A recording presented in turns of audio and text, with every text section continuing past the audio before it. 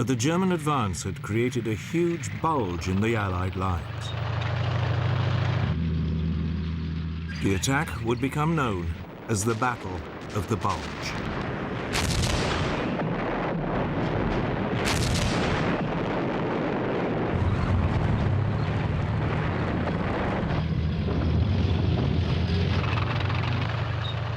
It was now on the northern flank of this bulge that the Germans committed one of the worst atrocities of the war in Northwest Europe.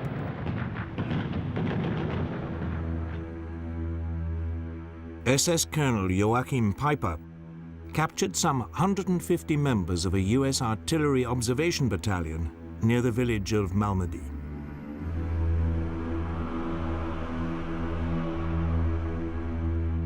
When, later, US forces retook the village, they found 85 bodies. Their comrades had been shot by their SS guards. It was a sign of how desperate the fight had become.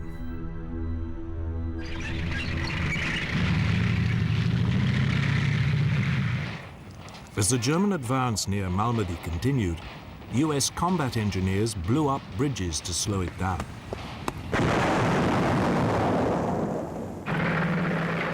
The Germans were forced to use precious supplies of fuel to look for alternative crossings.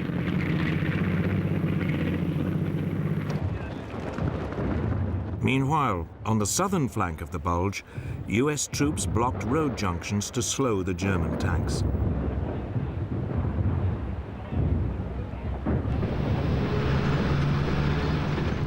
One of the most important crossroads was at the small Belgian town of Bastogne.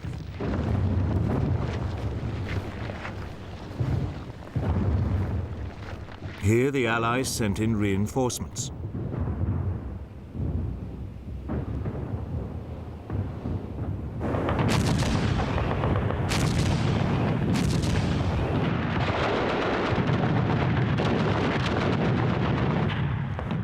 The Germans were forced to bypass it, but the US forces holding Bastogne blocked their supply lines.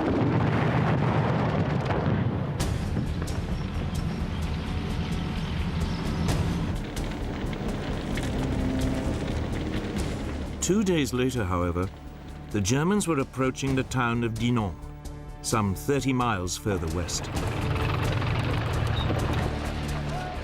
Despite the setbacks, Hitler's gamble appeared to be paying off. The German bulge was moving forward.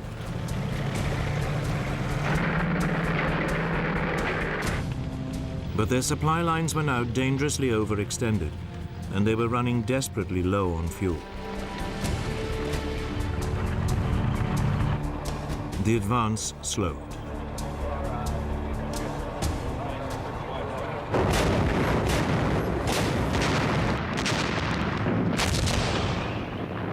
For almost a week in the biting cold, the two sides remained deadly. Neither could gain the upper hand.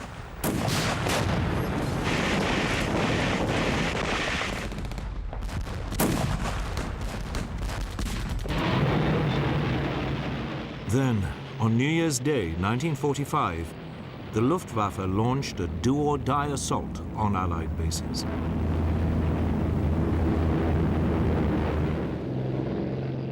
Over 300 Allied planes were destroyed.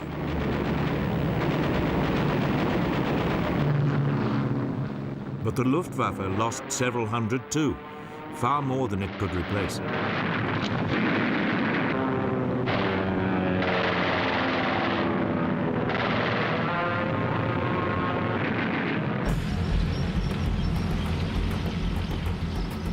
As the weather now improved, the Allies took advantage of their overwhelming air power.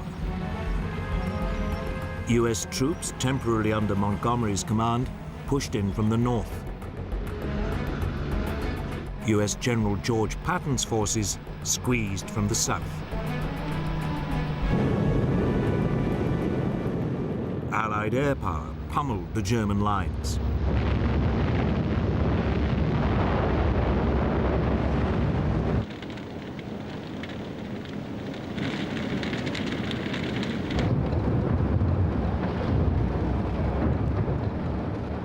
The German bulge was slowly pushed back.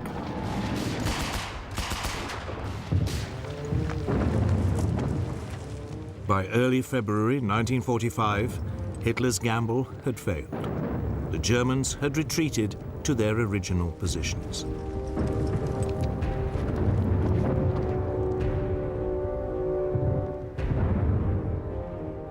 The attack had taken a heavy toll on their already depleted resources.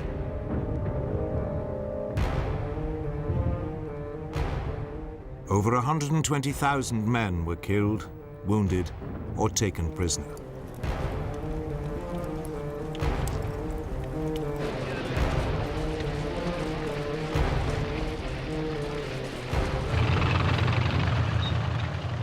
Meanwhile, on the other side of Europe, Stalin now began to move on Germany's eastern border. In doing so, he would begin to redraw the political map of Europe.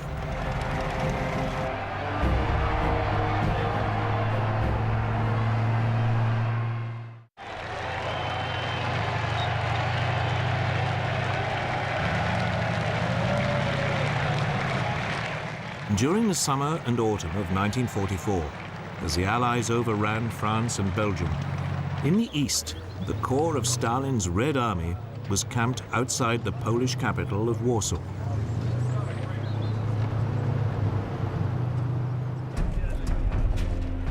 For the Russian leader, the aim of the war had by now changed. It was no longer a matter of survival, or even of pushing the enemy out of the Soviet Union. It had become a political affair. Top of Stalin's agenda was building a buffer zone between the Soviet Union and Germany. One of the keys to this was Poland. The Russians and Poles had long hated each other. Soviet armies had collaborated with the Germans in carving up Poland in 1939.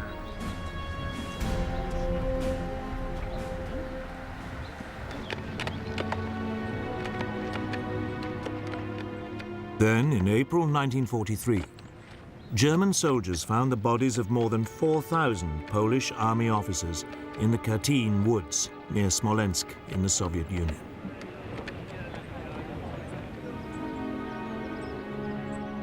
They had been murdered by the Russians. Stalin denied any involvement and blamed the Germans, but the Poles never believed him.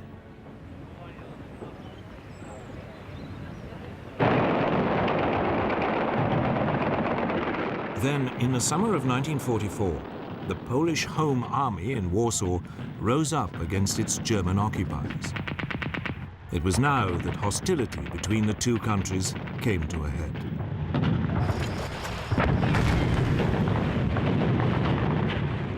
The Home Army had been spurred on by a broadcast from Moscow on July the 29th, urging a popular uprising. In the first few days of the rising, it seized some 2/3 of the city.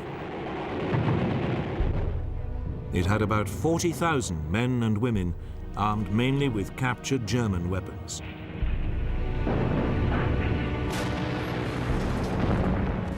There were also more than 200,000 unarmed helpers.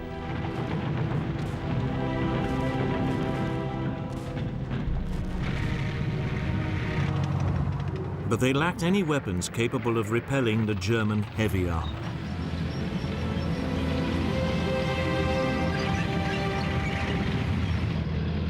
The Poles looked to the Soviet army, still camped just to the south, for help.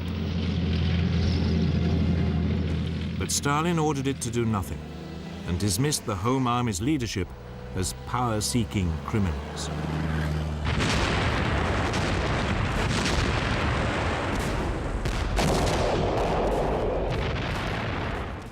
German reinforcements poured into Warsaw under the command of SS General Erich von dem Bach-Zalewski.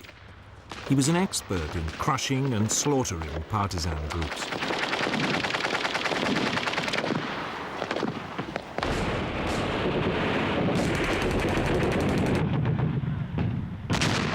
situation in the city became desperate.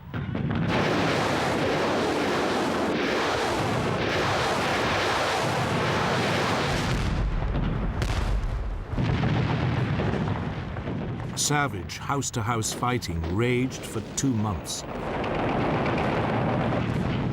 The Home Army was forced back into an ever smaller area.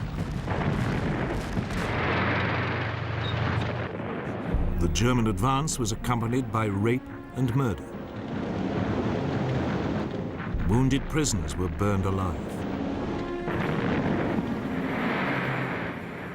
Women and children were used as human shields. The Polish forces were forced back into the cellars and sewers.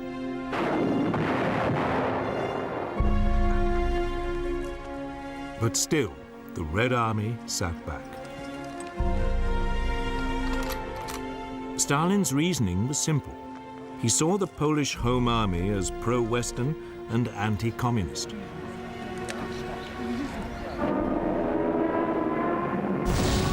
He reasoned that if it and its supporters were destroyed, it would clear the way for the Polish communists to take power.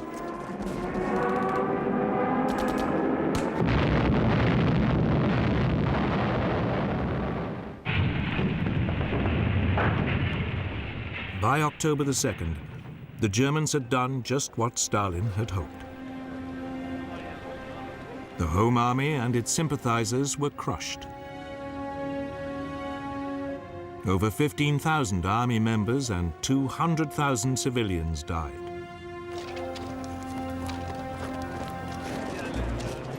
Some 15,000 people surrendered.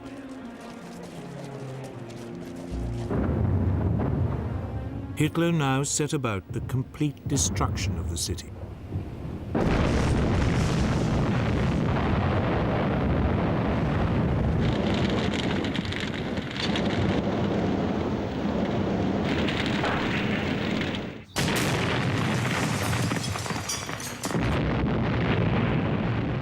Warsaw was razed to the ground.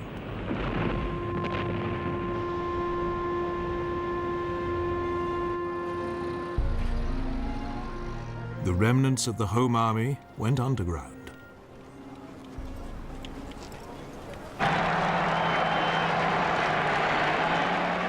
Later, when the Red Army finally moved into Warsaw, they would be hunted down by Soviet secret police. Stalin's scheming had worked. Pro-Western Polish forces had been smashed, and the country would, after the war, become a key buffer state between Russia and the West. In London, the British Prime Minister, Winston Churchill, was appalled by Stalin's conduct. But he was also a pragmatist. In October 1944, Churchill went to Moscow. It was several months after the crushing of the Warsaw Uprising. There he agreed with Stalin on a division of the European spoils. According to a document Churchill scribbled down, the Soviets would have 90% of the influence in Romania and the British 90% in Greece. In Bulgaria, the Soviets would have 75% influence and 50% in Yugoslavia and Hungary. The future of Poland was left vague, probably deliberately. Churchill described it as the naughty document. The wording was confusing, and nobody was sure quite what it meant, but Stalin happily agreed to it. He was probably aware that the winner would take all, and he intended to be the winner in most of Eastern Europe and the Balkans. Churchill never told the Americans about the document. He knew that they would be horrified by such old-fashioned imperialism between the European powers. But the US found out soon enough.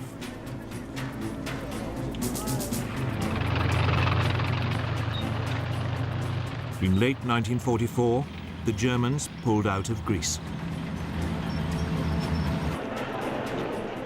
The country descended into a civil war between the monarchists and the communists.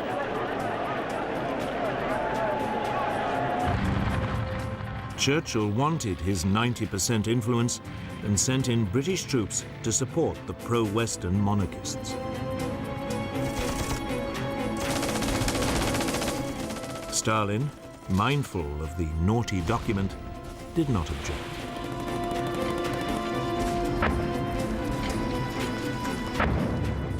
But the Americans were outraged at what they saw as such blatant meddling in another country's affairs. But by the end of 1944, there was a more pressing issue. Western and Soviet forces were about the same distance away from Berlin. The race was on to be the first to get there. But even before it began, new and shocking news came out of the East.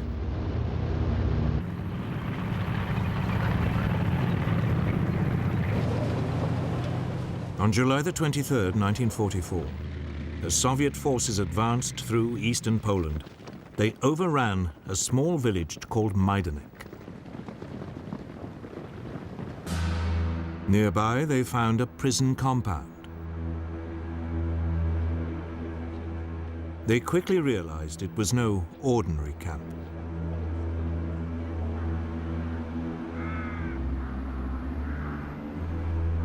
They found specially built gas chambers and incinerators. Near them were piles of corpses. It was a camp designed for the mass murder of Jews.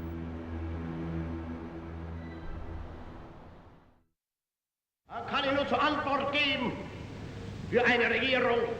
Wir wollen nicht leben. Adolf Hitler had always been anti-Semitic.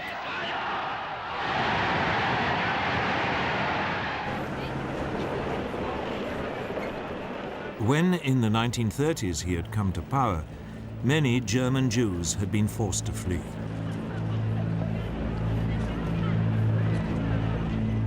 Those who couldn't were persecuted and deprived of their rights.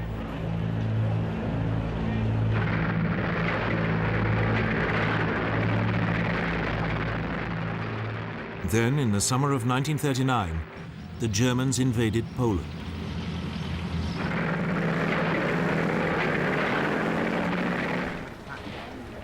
Suddenly, the German Reich found itself ruling 2 million more Jews.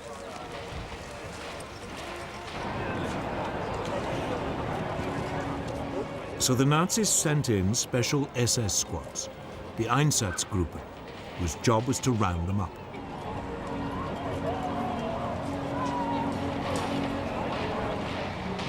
Many Jews were immediately shot.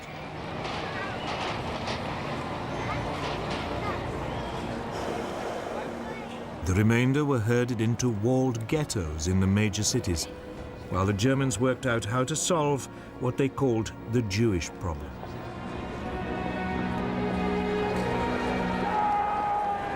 Life in the ghettos was harsh. People were systematically starved and beaten.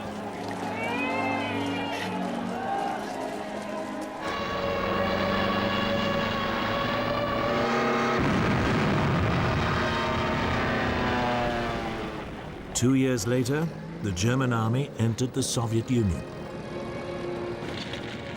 Millions more Jews suddenly found themselves under Nazi rule.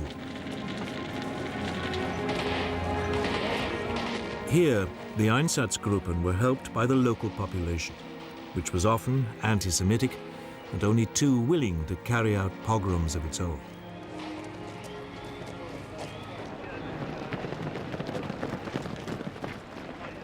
Hundreds of thousands of Jews were rounded up and exterminated.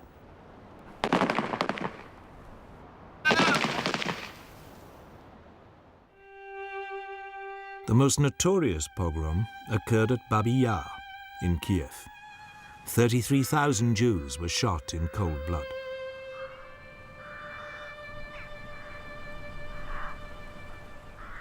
But machine gunning was an expensive way of dealing with the Jewish problem.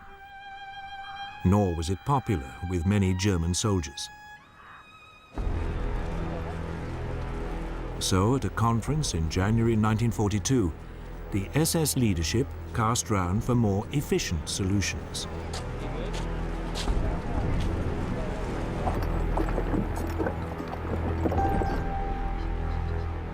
First, it tried using carbon monoxide fumes.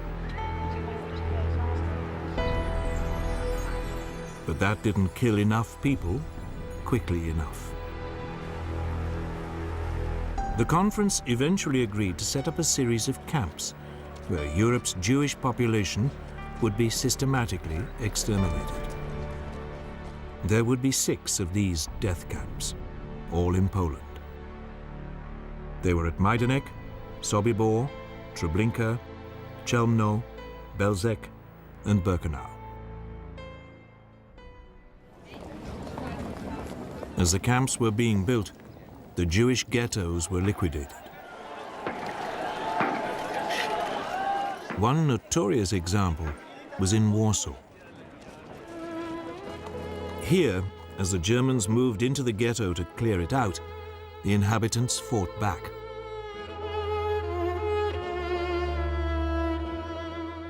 They held out for nearly a month.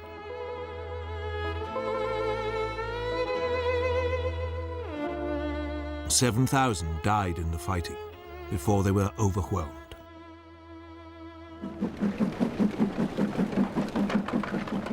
Those who had survived it were rounded up and sent to Treblinka.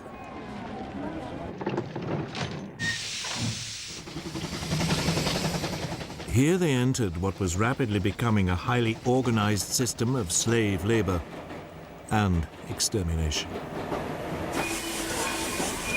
New inhabitants arrived at the camps in cattle trucks from all over Europe. At places like Birkenau, the extermination facilities were next to work camps like Auschwitz. At facilities like this, the new arrivals were sorted. Able-bodied men and a few women went to the work camp to be worked to death as slaves. Children, the old, and most of the women went straight to the gas chambers.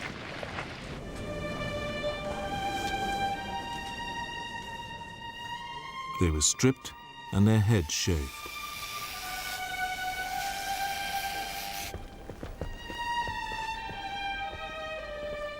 Next, they were herded, up to 2,000 at a time, into sealed rooms disguised as showers.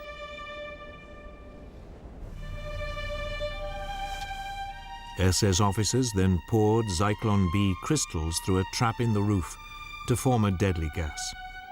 It was far more effective than carbon monoxide. At Auschwitz-Birkenau, the gas chambers could kill over 10,000 people a day.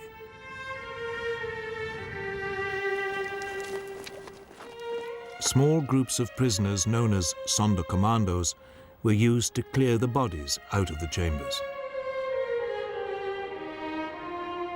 Some bodies were burnt in pits, some in crematoria. The camps could also be profitable businesses. Major German companies built factories near them and paid the SS, which administered the camps, to hire Jews as slaves.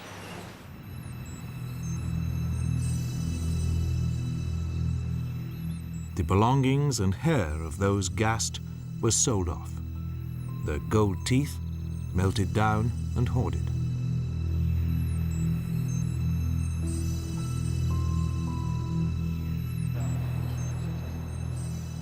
For most Jews, resistance was almost impossible.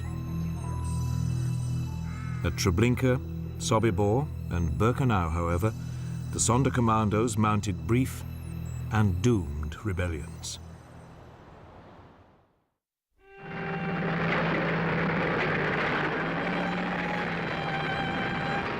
But in July 1944, most of this was still unknown. As news began to seep out of the Russian find at Majdanek, most people simply found it unbelievable. Yet today we know that people in the West, like Churchill, almost certainly knew more than they admitted. During 1943 and 44, several reports reached London about what was going on inside the extermination camps. But nothing was done. Today, it is estimated some 6 million Jews were exterminated in Hitler's camps. What the Allies had never understood, until the war was over, was the vast scale of the Nazi extermination campaign. Nor did they grasp the sheer quantity of resources the Germans were prepared to devote to it when Germany was facing its final days.